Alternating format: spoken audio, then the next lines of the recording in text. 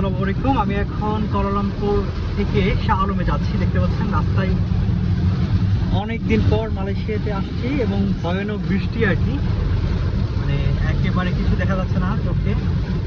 সবগুলো গাড়ি ডিপার দিয়ে চলতেছে, দেখেন ভয়ানক বৃষ্টি আর কি।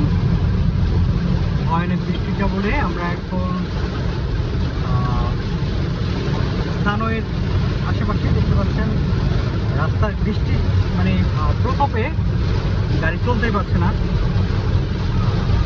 বৃষ্টিতে কিছু দেখা যাচ্ছে না এবং গাড়িগুলো আসলে কারণে ভিজিবিলিটি কম থাকার কারণে এমার্জেন্সি লাইট দিয়ে যাচ্ছে। দেখতেছেন আমারটা অন করে দিই। প্রচণ্ড বৃষ্টি হচ্ছে, প্রচণ্ড বৃষ্টি। মালয়েশিয়াতে অনেকদিন পর এরকম বৃষ্টির সম্মুখীন হইলাম। আর এই রোড ধরে যখনই যাই আসলে এরকম বৃষ্টির সম্মুখীনই হই। সবাই ভালো থাকবেন।